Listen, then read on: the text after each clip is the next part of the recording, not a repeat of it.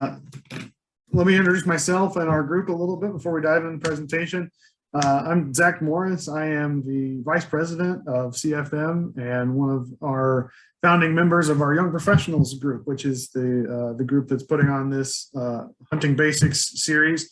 Tonight is going to be the first of 5 webinars that we're doing with going into the upcoming fall hunting season, about 1 week out from the relevant season for the subject matter. So this week, Lucas is going to talk just about hunter safety and ethics, just to give everybody an introduction into that. And then dove hunting. Dove season opens a week from today on September 1st. Lucas was joking before the meeting that it's one of the biggest national holidays for hunters.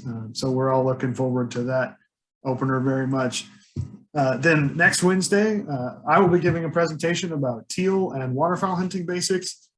Teal season opens early in September, I believe September 12th.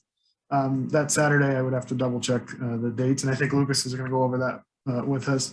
The following week, we'll be doing a session on archery hunting basics. The opener for fall archery season for deer and turkey is September 15th.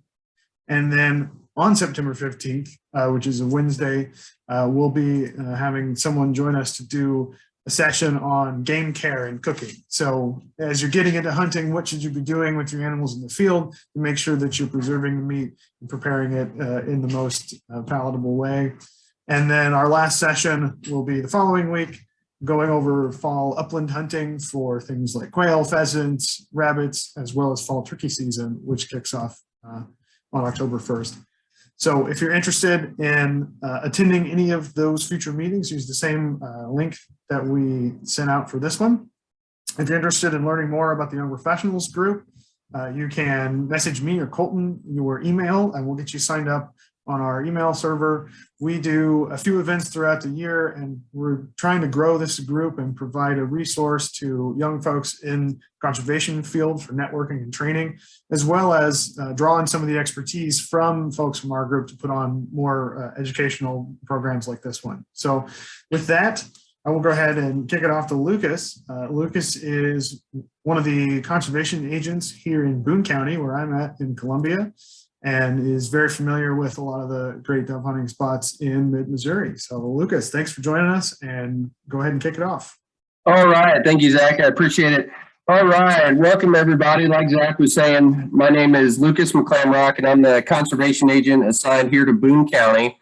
I've been in Boone County now, let's see, just a little over 5 years. So I've been a conservation agent for 10 years, but I've only been in Boone County for 5. My first 5 was spent down in Washington County in Potosi, Missouri. So big change going from the national forest to city life. So a little bit different change. So I know, like Zach was saying, I know a few of the spots, but I'm still learning every day, of course, and I still get, I still get lost driving around Columbia from time to time.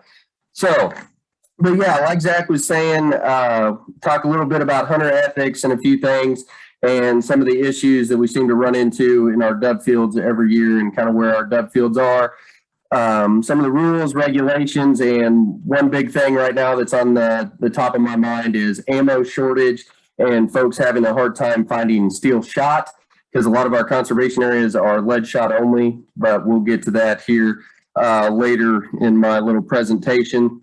I did not put together any kind of fancy PowerPoint or anything, so everyone will have to look at my bright shining face as I read a few things out of our MDC literature about doves and conservation areas and a few things. So I know the chat group is up and working, so if you do have a question that is burning a hole in your pocket, feel free to put it in the chat box and I'll kind of keep an eye on that. And we can talk about things as we go. And then like Colton said at the end, anything that you have for me, and it can be anything conservation related. It doesn't have to be necessarily hunter safety, hunter ethics, or doves. It can be anything that you would need from a conservation agent. So, but we'll go ahead and get started. So I always like to start it off with hunter education. Right now is the time of year we're getting into fall. Like Zach was saying, we were joking a little bit earlier. September 1st is kind of a national holiday for a lot of folks here in Missouri. It's the start of our hunting season. I know it's still warm and the bugs are still out and it still feels a little like summer, but September 1st is definitely one of our busiest days. As a conservation agent with our conservation areas, dove season is a big thrill here in Missouri. I'm a dove hunter and I enjoy it myself. So hopefully I'll be able to find time to get out. So hunter education classes, they're going to be offered all over the state. We're all gearing up to start having hunter education classes. We've already had a couple here in Boone County. I believe we're going to have 2 in September, 2 in October, and maybe 1 in November. You can find all of our hunter education classes on our website. So go to www.mdc.mo and it should be on the right-hand side, hunter education classes. Or hunter education, click on the tab, and then you should be able to put in your zip code or a mile range with your town, and they should have a class somewhere near there. But if you have any trouble giving or finding a class or doing whatever for hunter education, which I recommend everybody take once. I know there's folks that are grandfathered in and things are changing with it. You can start taking at the age of 11. So, definitely something to think about. I know we're all a little bit older in this group and a lot of us probably already have hunter education, but now's the time to get, brother, sister, cousin, whoever geared up and ready to go. Starting age is 11. I know that sounds a little young for hunter education and firearm safety, but hey, why not? We've got classes all over the state. So please, and it's not just about hunting or conservation. Our classes are firearm safety rules, regulations, and because most firearm accidents happen inside the home, whether it's a mishandling from cleaning or a judgment error or what it is. So regardless if you're a big time hunter or not, it's great to have that certification from hunter education. So something to be thinking about. And I can give you my phone number and email or Zach or Colton. We can get everyone my email and cell phone number. If you have any questions pertaining to that you can't think of today and you realize that you have a question later on, feel free to call me, text me, send me an email, whatever. I'll get back to you as soon as I can. So some days a little easier for me to get in the office and get things answered than others. So especially, like I said, with hunting season coming up, it's kind of our big time and ready to get going into the fall. So we'll kind of start off with a few dove season regulations, and we'll kind of throw some hunter ethics and rules and regulations in there, and we'll kind of combine it all, and hopefully it'll make sense when it all comes full circle when I'm done. So dove season starts September 1st and it runs through November 29th. And shooting hours, which this is a big thing with the rules and regulations, we have shooting hours and we usually don't have too many issues with shooting hours during dove season. It's usually teal season where we have some issues with shooting hours, but keep this in mind. Shooting hours for dove season is 1/2 hour before sunrise to sunset. So half hour before to sunset. So keep that in the back of your mind on your cell phone, however you can help remember it. So it's till sunset, not 30 minutes after for like deer and turkey and other hunting situations for other hunting seasons that we have. For dove season, it's 30 minutes before till sunset. So, and for doves, that's mourning doves, white-winged doves, Eurasian collar doves. They're kind of rare here in Missouri, the Eurasian collar doves. I don't see too many of those. It's mostly mourning doves, but that doesn't mean they're not out there. So, and then rock pigeons are fair game too. That's a question we get every year when folks are out in the dove fields is, can we shoot rock pigeons? Yes, you can shoot rock pigeons. There's no limits, anything on dove pigeons, on rock pigeons. So feel free to add those as well. So the daily limit for those doves is 15 doves, and that's combined of all 3 species. So it's 15 doves in what we call the aggregate of mourning doves, white-winged doves, and Eurasian collar doves. So that's 15 total. And then the possession limit, which is different than your daily total, is 45 doves combined for 3 days. So that means you can be in possession of 3 days of 15 doves. Does that make sense, Zach?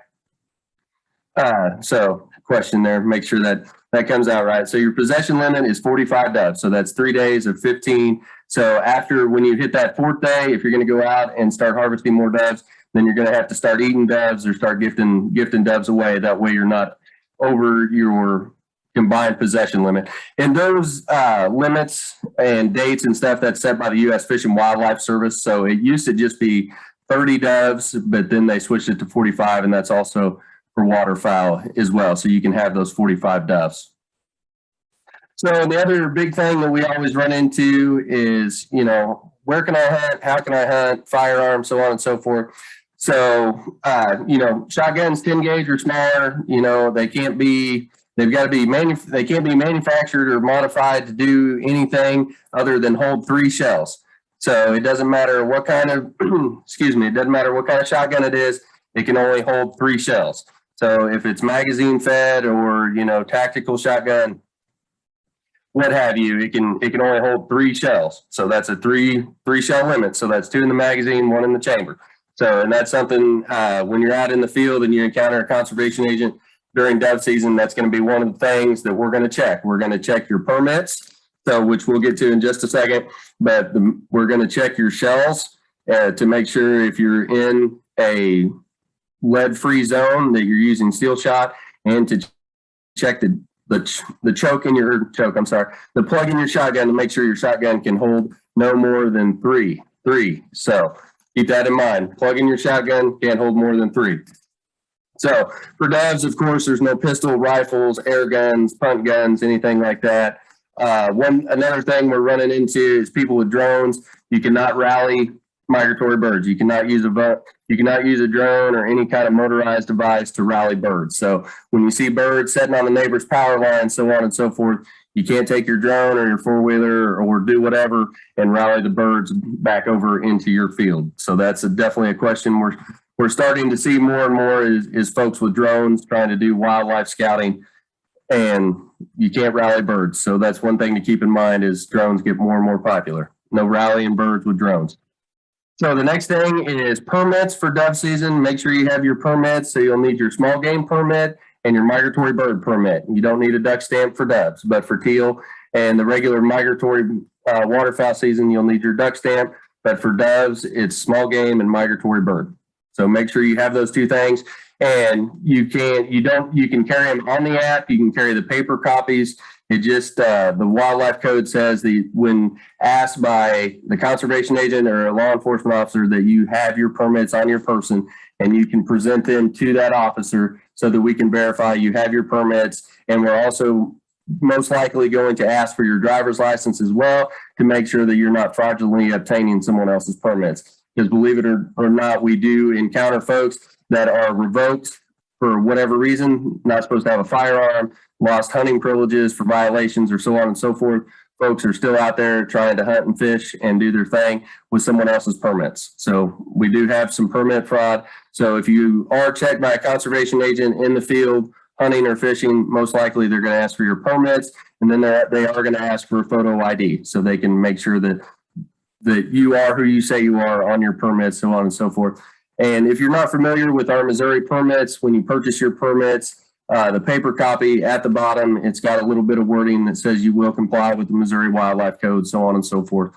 If you purchase your permits through our app, that's what I recommend. If you have your cell phone, you have your permits. So I recommend everybody download the Mo Hunting, the Mo Fishing app, and get your permits downloaded on those, and then you've always got them. And you can pull your permits up without service. So you need service to purchase your permits, but to pull up your permits on the app and present them to the agent, you don't need service. So, but I know that sometimes we still forget things and whatnot, so leave the phone in the truck, not a big deal. We do have the capability to look your permits up as long as I do have service. So I've got to have service on my end in order to look them up. So if you're out in the field and if you get your permits in the truck, not a big deal. We can work through that and get them checked. So, because I understand, dirt, water, so on and so forth. Sometimes we leave our cell phones in the truck. That's why paper copies are still nice to carry, but the app is very user friendly. It's very nice to have. And like I said, if you have your cell phone, you got your apps, your permits are uploaded on there. Very easy to just tap and present your permits. So, all right. So a little bit about that. So like I said, have your permit, small game, migratory bird. It's 15 doves. Make sure you got that plug in your shotgun. A lot of folks go snow goose hunting in February and March, and then they go out to the dove field and they forget to put that plug back in their shotgun.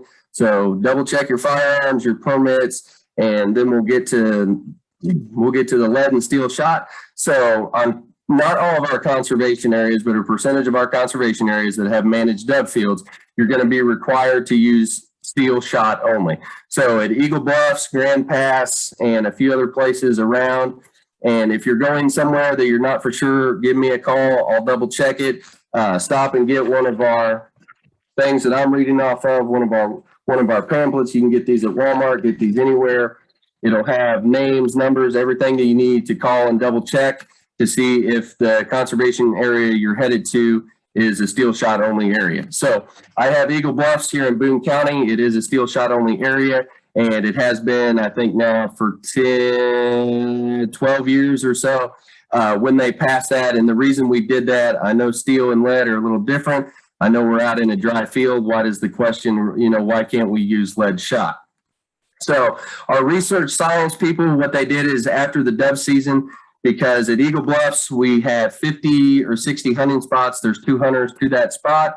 So, and I am an okay shot, but I would not say I'm a great shot when it comes to dove hunting. So I do go through a couple boxes of shotgun shells when I'm out there. So if you think about just say 50 hunters in a day shooting lead shot and all of that lead going out into the ground. Well, they went out and they tried to pick all that lead up, and they were finding that there was hundreds of pounds of lead being left out in these fields, in our dove management fields when it was all said and done at the end of the dove season. So they looked at that and, hey, especially Eagle Bluffs, we have eagles, we have waterfowl, our area floods, it gets underwater. There's too much there to go wrong to have lead shot on the area. So when they changed it, and I think it's eventually going to be at every conservation area, if you're shooting a shotgun, it's going to have to be steel shot only. But and too, I understand. I watch the news and keep up with current events just like everyone else. I've already had some phone calls and some text messages, so on and so forth. Folks are saying that they're having a hard time finding steel shot for dove season. What's the regulation? What are you going to do? What if we can't find it? And the simple answer is Eagle Bluffs Conservation Area, Grand Pass, whatever conservation area you're at, it's steel shot only. So if you take the chance, like some folks that I know in the past, they will go out there with lead shot and take their chances of being checked by a conservation agent. But please do the right thing. And if you can't get it, I understand, wait, ask, make a call. Do what you can to get it, but if you can't get steel shot, please don't run the risk of going to a conservation area to a managed dove field with lead shot and receiving a citation from an agent just because you couldn't wait a day or a couple days or something. And like I said, I know dove opener is a national holiday and a big time ready for folks to get out, but enough of that. So moving on. So talking about our dove fields and our management stuff. So we have a handful of managed areas around the state. Our wildlife and forestry folks do a great job of putting in corn, soybeans, sunflowers, buckwheat, all kinds of stuff. They're going to start mowing here in a few days down at Eagle Bluffs, putting that seed on the ground, working up the soil, doing everything that brings those doves in. And hopefully we'll have a successful dove season. Unfortunately, at Eagle Bluffs, we did lose some sunflowers and we did lose some of our corn, so our waterfowl food, we did lose some of that here a month and a half ago. The Missouri River got up to 30 feet. So in Eagle Bluffs, the whole area floods at about 26 feet on the Missouri River, and that's at the Booneville gauge. So we did lose a percentage of our sunflowers, but I still look for the mowing and disking and the field manipulation that they're going to do for the doves. I still expect us to have a above average dove opener. So don't let that deter you. At Eagle Bluffs for the first day, we are doing a dove draw.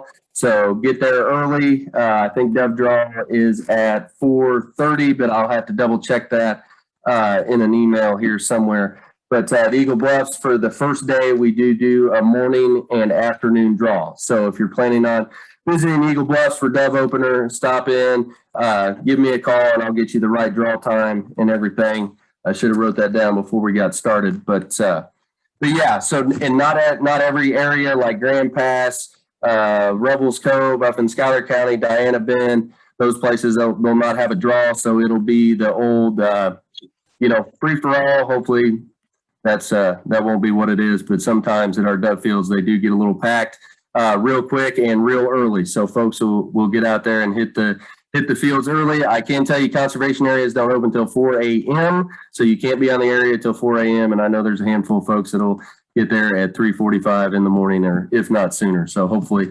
folks will be professional and polite and stay off the area until 4 a.m. But for Eagle Bluffs, you do have to enter the draw in order to dove hunt for the first day. So the first day we'll have a draw in the morning, then we'll have one mid-afternoon. And then starting September 2nd until the close of the season, it is open for everyone to be hunting. So you just stop in at the draw house, get your orange card, fill it out with your name, conservation number. You'll take that out in the field with you, and then you'll record your information, how many doves you harvested that afternoon, how many shot shells you fired, so on and so forth. Pretty simple thing. And then we have a drop box. You'll tear the card, you'll keep half, and then you'll put the other half in there. And I have to remind folks of this every year. It is a violation to be out in the dove field at our managed places that require an orange card. You do have to have an orange card. And some of our areas, it's just in a box when you go into the dove field. Keep that in mind. You may, at that area, have to fill out an orange card. But like I said, if there's an area in question or if you have one in mind that you're not sure about, call me, text me, whatever. I'll find out the area that you're going to, whether you have to fill one of those out or not. But majority of the time at our dove areas, you do have to fill out an orange card with your information because we keep track of how many hunters are there every day and how many doves that we're harvesting. And so we can keep all that information and keep all of our dove field and dove management going. So there is folks that want to see what they're getting bang for their buck. So we do have folks ask like, hey, you're spending this, you're doing this, what's the return on this? Are you getting more and new, young, interested hunters out in the field to do all this stuff? The answer is yes. We're doing a youth hunt up in Randolph County, up in Moberly. So we're doing a lot of things that we can do to retain hunter recruitment and get new folks and get them interested in, dove hunting, teal hunting, duck hunting, deer hunting, turkey hunting. So we're doing everything we can to keep those hunter numbers up. So the more hunter numbers we have and the better job that we do with everything, being polite, professional hunters at our areas and taking care of stuff, the better it looks for the hunters. Because a lot of our conservation areas, I know September 1st is a big day for doves, but it's also, like I said, it's still summertime. It's still nice out. And Eagle Bluffs, for example, I apologize if you're not familiar with Eagle Bluffs Conservation Area. It's in southern Boone County on the southwest side of the county down at McBain along Perchie Creek in the Missouri River. It's a 4,400 acre area where we do dove management, waterfowl management, upland game management. We're doing timber thinnings. We're making duck pools. So there's all kinds of manipulation that goes on with moist soil and plants and bugs and critters and everything that we have. So apologize if you're not familiar with Eagle Bluffs, but I'll reference it quite a bit through this little talk. But also to keep in mind when you're out dove hunting, like I said, polite, professional hunters and fishermen and doing what we need to do to keep a good name for us in the outdoors is it's still summertime. It's still warm. There's still going to be a lot of non-hook and bullet folks using the area. So at Eagle Bluffs, we're going to have bird watchers. We're going to have hikers. New to Chapter 11 of the Wildlife Code, we're going to start allowing electric bikes and bicycles and a few things. So even though it's September 1st, it's dove season, please be mindful of other area users. Okay, so there's going to be people bird watching, taking photography, fishing, doing other things. So just remember, we share the area with everybody. We want everybody to enjoy it. And that's where being, polite, professional, because sometimes dove hunters, waterfowl hunter, sometimes your hunt does get interrupted, hopefully on accident. If you do have a hunt, regardless of what you're doing on a conservation area, and you do think that hunt gets interrupted purposefully, if you think that person is messing with you in your tree stand or walking through the dove field, scaring doves off, interrupting your hunt, and they're doing it on purpose, you need to call the conservation agent immediately, and we'll come out and take care of that, because we're being mindful of everything going on the area, and the non-hook and bullet non-resource users, they need to be mindful of the resource users as well. So that goes both ways. It's not just a one-way track, but it is a little bit more on us to make sure that we're doing everything right. So, all right, moving on. So a little bit about dove hunting. When you get out into the dove fields, I hope it doesn't sound like I'm up on my soapbox talking about some of the issues that we have. But so when you get to your dove field, remember, space, be very careful. There's a lot of shot going to be thrown around in these dove fields every year around the state. Knock on wood, thank goodness we have not had any at Eagle Bluffs Conservation Area, but we do have a few hunting incidents every year with dove hunters shooting at birds that are too low. So when you're out in these manipulated, managed fields, remember to give those birds a little bit of height above where you're shooting, just because we don't require hunter orange out in the dove field. So like I was saying, we require you guys to be polite, professional hunters and know where folks are at and work things out if you get too close to one another. And I do know that sometimes we do have the issue, they set up too close. They set up here, they were right in the line of our thing. What are they doing? How do we get around this? And that's where a term, using your words, being polite, being professional. And I know sometimes what's the word I'm looking for? Sometimes attitudes can flare when it's opening day of hunting season and everybody's excited and ready to get out there, especially if it's 4 o'clock in the morning and you're running on just a few hours of sleep and coffee and a stale donut. So I know that tempers can flare a little bit when things aren't done exactly the way you think they should be done. So I can't stress it enough, polite, professional, but here's the thing, try not to let anything escalate to the point to where it's out of control. Please, of course, if it's an emergency, always call 911, but you can call me, text me, doesn't matter, day, time, anything. I have my work phone with me 24 hours a day, 7 days a week. I'm not saying that I can get down there in 5 minutes and solve all of the world's problems right then and there, but please let me know and I will help you in any way that I can to get things sorted out. So slow and steady wins the race is what I tell a lot of folks. When you first get there, I know it looks like a rat race, but deep breath, slow down, take your time, get out into the dove field, find your spot, give everybody some good distance. And like I was saying, at Eagle Bluffs Conservation Area, the way we do things is in our 2 dove fields, we have a post where only two hunters per post, and that's where they're set up and allowed to be for that morning hunt or afternoon hunt, and they're only allowed to shoot in front of them. So that's at Eagle Bluff. So when you get out to not an unmanaged, but an undrawn, just regular old dove field, folks, the rules are going to be a little bit different. They can shoot in front, they can shoot behind, side to side. Sometimes when you're in those fields, if you've ever been up to Northeast Missouri, up in the far northeast corner where all the doves from Missouri, it seems like they hang out up there at Fox Island and Rose Pond and a few places. It's an incredible sight to see all the hunters and everything that's going on. So when I say slow and steady, if you're not the first person there, if you're just slow and steady, get out into the field, find your spot, take your time, don't get in a hurry. We got all kinds of time. So, and like I said, watch for when we do have hunting incidents in our dove fields, it's because folks were shooting at birds that were too low and they did not see the hunter standing in the vegetation that they're in. Like I said, there's no hunter orange. We're all wearing camouflage.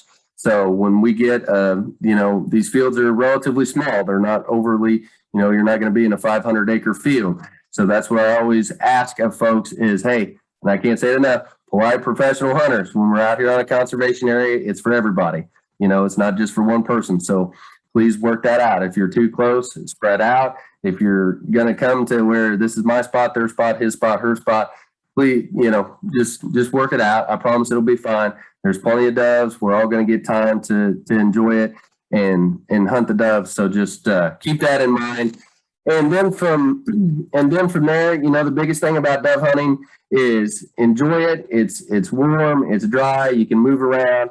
There's good camaraderie. You get a few folks together, you go out into the dove field for an afternoon hunt, harvest a few doves, and then, it's time for the barbecue and whatever's next. So dove hunting is kind of the first day here in Missouri. I call it the first, it's the national holiday, hunting season. is here, and there's lots to come. You know, we got dove and teal and deer and turkey and waterfowl and everything. So the biggest thing is, if you don't have hunter education, if you're, you know, a new young hunter, you know, we'll get you involved in it. We'll get you in a class. The thing that did change a little bit for hunter education, dropping back just a little bit, is if you are 16 or older, you can take it all online, so you don't have to come to an in-person class with me. I still recommend coming to an in-person class and getting the hands-on experience. I know some folks may be a little more advanced with firearm handling and may not need that, but I still recommend it to come to an in-person class and meet the agent, meet the conservation staff, you know, it's a 4-hour class that we make as much fun as we possibly can. I know sometimes hunter education can be a little bit dry, but I do recommend everybody come to a hunter education class before especially if you're a new hunter, you know, and if you're an old hunter, you know, please introduce somebody to hunter education, bring them by. And like I said, we're going to be having hunter education classes all over the state. If any of you folks are interested in hunter education here in Columbia, like I said, call me, shoot me a text, send me an email, and we'll get you that information. And, you know, let me know and we'll get you signed up and get you in the class. Great. Thank you, Lucas. I'm going to throw a couple tips of my own. One is a safety tip, which is bring a flashlight or a headlamp. If you're getting to the dove field at 4:30 in the morning to get your spot staked out, you need to be able to let other hunters know that you're there. And that includes when you're setting up in the morning, but also if people are coming in, you know, that midday hunt, 10 o'clock or so, just step out of the sunflowers and wave so they can see you, or holler at them so they know where you are. That way, nobody's going to be shooting towards you. It really annoys me when there are other hunters in the field. They don't let me know where they are, because I like to be very safety conscious. My second tip is most dove hunters hunt the opening day or the opening weekend, and that's it. But as we get more cold fronts in the fall, we'll get more pushes of birds coming through. And I've had some really fun dove hunts in October and even later into the season when there's nobody else out in the field. And I like to go walk the rows of sunflowers with my dog, as long as I know there's no other hunters in the field. I'll check all the parking lots and make sure nobody's hiding out there, and still make sure to shoot above the horizon, so I'm not shooting into the field if there's somebody I can't see. But that can be a fun way to get some late season birds that maybe aren't as pressured as they are in September. So thank you, Lucas, and thanks everybody for attending. We've got a few minutes left. If anyone else from the floor has any questions, we'll open it up to Q&A. Perfect. Holton, go ahead and stop the recording, and we'll just chat a little bit about dove hunting until our time's up.